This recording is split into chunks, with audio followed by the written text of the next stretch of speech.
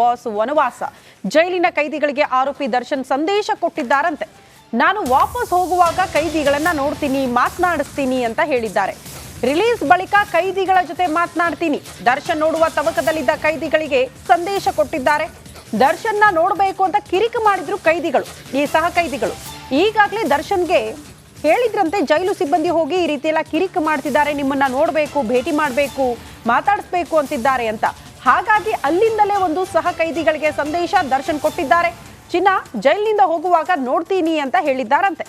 ಅಲ್ಲಿಗೆ ಸಹ ಕೈದಿಗಳು ಸೈಲೆಂಟ್ ಆಗಿದ್ದಾರೆ ಅನ್ನೋದರ ಡೀಟೇಲ್ ಸಿಗ್ತಾ ಇದೆ.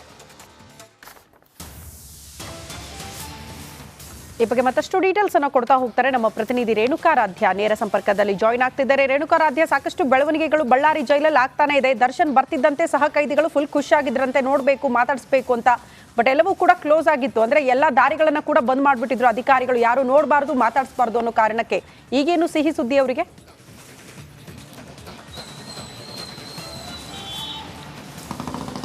ಶ್ರುತಿ, ಇವತ್ತು ದರ್ಶನ್ ಅವ್ರಿಗೂ ಕೂಡ ಒಂದು ರೀತಿ ನಿರ್ಣಾಯಕ ದಿನ ಅಂತ ಹೇಳಿದ್ರೆ ತಪ್ಪಾಗ್ಲಿಕ್ಕಿಲ್ಲ. ಯಾಕಂದ್ರೆ ಕಳೆದ 2 ದಿನದಿಂದ ಅವರು ಸರ್ಜಿಕಲ್ ಚೇರ್ ಅನ್ನ ಕೇಳ್ತಾ ಇದ್ರು. ಇಲ್ಲಿಯವರೆಗೂ ಜೈಲು ಅಧಿಕಾರಿಗಳು ಕೊಟ್ಟಿರಲಿಲ್ಲ. ಇವತ್ತು ಅಧಿಕೃತವಾಗಿ ವೈದ್ಯಕೀಯ ತಪಾಸಣೆ ಮಾಡಿದ ಬಳಿಕ, ಸರ್ಕಾರಿ ವೈದ್ಯರು ಬಂದು ತಪಾಸಣೆ ಮಾಡಿದ ಬಳಿಕ ಅವರಿಗೆ ವ್ಯವಸ್ಥೆ ಮಾಡ್ತಾರಾ ಇಲ್ವಾ ಅನ್ನೋದು ಒಂದು ಕಡೆ ಆದರೆ, ಇನ್ನೊಂದು ಕಡೆಗೆ ಜೈಲಿನ ಏನು ಕೈದಿಗಳಿದ್ದಾರೆ, ಇತರೆ ಕೈದಿಗಳು 380 ಕೈದಿಗಳು, ಅವರಿಗೆ ಇವತ್ತು ದರ್ಶನ್ ಅವರು ಒಂದು ಸಂದೇಶವನ್ನು ಕೊಟ್ಟಿರ್ತಕ್ಕಂಥದ್ದು.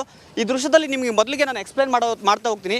ಈ ಕಾಂಪೌಂಡ್ ಏನಿದೆಯಲ್ಲ, ಈ ಕಾಂಪೌಂಡಿಂದ ಆ ಕಡೆಗೆ, ಈ ಕಾಂಪೌಂಡ್ ನಾನು ನಮ್ಮ ಕ್ಯಾಮ್ರಾಮನ್ ಸಿದ್ದುಗೆ ಹೇಳ್ತೀನಿ, ಆ ಕಾಂಪೌಂಡನ್ನು ತೋರ್ಸೋಕೆ ಹೇಳ್ತೀನಿ. ಆ ಕಾಂಪೌಂಡ್ ಇದೆಯಲ್ಲ, ಅದರಿಂದ ಆ ಕಡೆಗೆ 385 ಕೈದಿಗಳಿದ್ದಾರೆ. ಇದರಿಂದ ಈ ಕಡೆಗೆ ಅಂದರೆ ಗೇಟನ್ನು ತೋರಿಸೋದಕ್ಕೆ ಹೇಳ್ತೀನಿ. ಗೇಟ್ ಅಂದರೆ ಈಗ ಏನು ನೀವು ಗೇಟ್ ನೋಡ್ತಿದ್ರೆ, ಈ ಕಡೆ ಇದರ ಮುಂಭಾಗದಲ್ಲಿ ದರ್ಶನ್ ಅವರಿಗೆ ಉಳಿದುಕೊಳ್ಳೋದಕ್ಕೆ ಅಂದರೆ ಐ ಸೆಕ್ಯೂರಿಟಿ ಸೆಲ್ ಇರತಕ್ಕಂಥದ್ದು. ಈ ಸೆಲ್ನಲ್ಲಿ ಇರತಕ್ಕಂಥ ಹಿನ್ನೆಲೆಯಲ್ಲಿ ಜೈಲಿನ ಕೈದಿಗಳಿಗೆ ದರ್ಶನ್ ಅವ್ರನ್ನ ನೋಡೋದಕ್ಕೆ ಅವಕಾಶ ಇಲ್ಲ.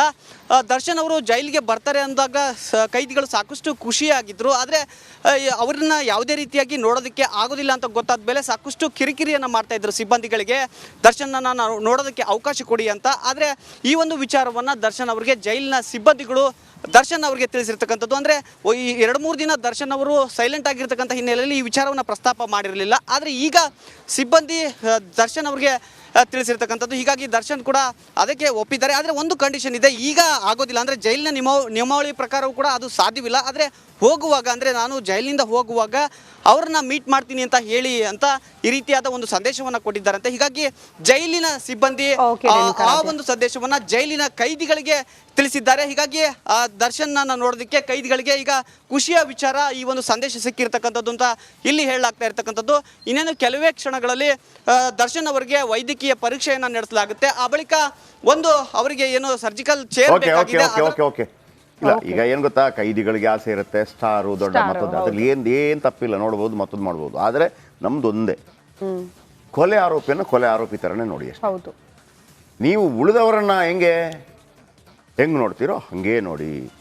ಪ್ರತಿಯೊಬ್ಬರಿಗೂ ಗೊತ್ತಾಗಲಿ, ನೀನು ಎಷ್ಟೇ ದೊಡ್ಡ ಸ್ಟಾರೋ, ಎಷ್ಟೇ ದೊಡ್ಡ ಡ್ಯಾಶ್ ಆಗಿದ್ರು ಕೂಡ ಈಗ CM ಹೆದರ್ತಾ ಇಲ್ವಾ ಪ್ರಾಸಿಕ್ಯೂಷನ್ಗೆ? ಇದರ ತಾನೆ. ಯಾಕೆಂದ್ರೆ ನಾಳೆ ಆಗತ್ತೆ ಅಂತ ಹೇಳಿ ಆ ಭಯ ಎಲ್ರಿಗೂ ಬರಬೇಕು. ತಪ್ಪುಗಳನ್ನ ಮಾಡೋದಕ್ಕಿಂತ ಮೊದಲು ನಾಳೆ ಆಗಿದ್ರೆ ಉಳಿದವರೆಲ್ಲ ಈಗ ಹೇಳ್ತಾರಲ್ಲ, ಏನ್ ರಿಂಗ್ ಮಾತಾಡ್ತೀರಿ ಅಂತ ಅಂದ್ಬಿಟ್ಟು, ಆ ಹುಡುಗನಿಗೆ ಎಲ್ಲೆಲ್ಲಿ ಹೊಡೆದಿದ್ದಾರೆ ನಿಮ್ಮನ್ನ ನೋಡಿಸ್ಕೊಳ್ಳಿ, ಆಗಿದ್ರೆ ಸಪೋರ್ಟ್ ಮಾಡೋರು ಬನ್ನಿ ನಾವು ಹಂಗೆ ಹೊಡಿಸ್ಕೋತೀವಿ ಅಂತ ಅಂದ್ಬಿಟ್ಟು ಆಗತ್ತಾ? ನಿಮ್ಮಿಂದ ಆಗಲ್ಲ ತಾನೆ. ಹಾಗಾಗಿ ತಪ್ಪು ಮಾಡಿದವನಿಗೆ ಏನಿದೆಯೋ ಶಿಕ್ಷೆ ನಮ್ಮ ಕಾನೂನಲ್ಲಿ, ಅದೇ ಥರ ಆತ ದೇವರೇ ಆಗಿರಲೇಬೇಕಿದ್ರೆ. ಉಳಿದದ್ದು ಬಿಟ್ಟು ನಿಮಗೇನಾದರೂ ಮತ್ತೊಂದು ಮಗದೊಂದು ಬೇಕೋ ಅದನ್ನು ಕೊಟ್ಬಿಡಿ, ಅದಕ್ಕೆ ನಮ್ದು ಏನು ಅಬ್ಜೆಕ್ಷನ್ ಇಲ್ಲ. ಸಾರಥಿಗೆ ಬೆಂಗಾವಲಾಗಿ ನಿಂತಿದ್ದ ಅಧಿಕಾರಿಗಳನ್ನ ಸರ್ಕಾರ ಅಮಾನತು ಮಾಡಿತ್ತು. ಆದ್ರೆ ಆ ಸಸ್ಪೆಂಡ್ ಕೇವಲ ಕಾಟಾಚಾರಕ್ಕೆ ಅನ್ನೋ ಮಾತು ಕೇಳೋದಕ್ಕೆ ಸಿಗ್ತಾ ಇದೆ. ಕಾರಣ ಏನು? ಆ ಕುರಿತ ಒಂದು ವರದಿ ಇಲ್ಲಿದೆ ನೋಡಿ.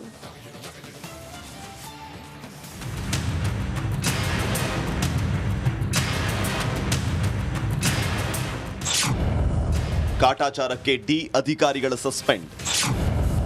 ರಿಪಬ್ಲಿಕ್ ಕನ್ನಡದಲ್ಲಿ ಎಕ್ಸ್ಕ್ಲೂಸಿವ್ ಸುದ್ದಿ.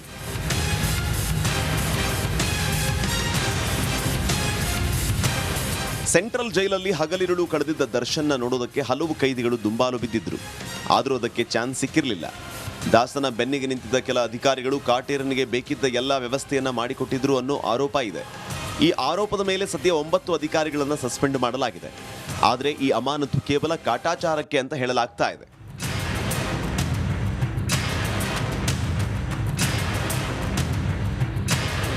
ಈವರೆಗೂ 9 ಅಧಿಕಾರಿಗಳನ್ನ ಗೃಹ ಇಲಾಖೆ ಅಮಾನತು ಮಾಡಿದೆ. ಆದರೆ ಈ ಅಮಾನತು ಕೇವಲ ಕಾಟಾಚಾರಕ್ಕೆ ಅಂತ ಹೇಳಲಾಗ್ತಾ ಇದೆ.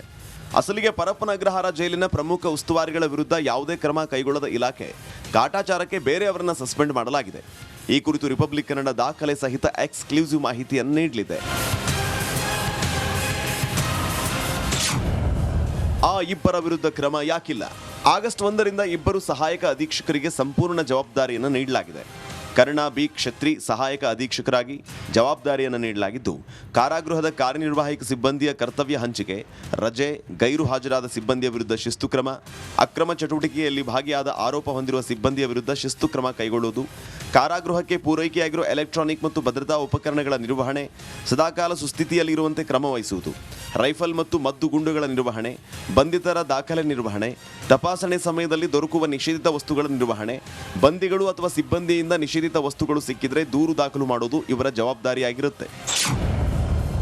ಇನ್ನು BR ಅಂದಾನಿ ಶಿಕ್ಷಾ ವಿಭಾಗದ ಸಂಪೂರ್ಣ ಉಸ್ತುವಾರಿಯಾಗಿ ಅಧಿಕಾರ, ಟವರ್ 2 ವಿಭಾಗದ ಬಂದಿಗಳ ತಪಾಸಣೆ ಉಸ್ತುವಾರಿ ನಿರ್ವಹಣೆ, ಸಹಾಯಕ ಅಧೀಕ್ಷಕರು ಪ್ರತಿ ವಾರಕ್ಕೊಮ್ಮೆ ತಮ್ಮ ಅಧೀನದಲ್ಲಿರುವಂತಹ ವಿಭಾಗಗಳ ಆಡಳಿತ ನಿರ್ವಹಣೆ ಪರಿಶೀಲಿಸಿ ಮುಖ್ಯ ಅಧೀಕ್ಷಕರಿಗೆ ವರದಿಯನ್ನು ಸಲ್ಲಿಸಬೇಕು.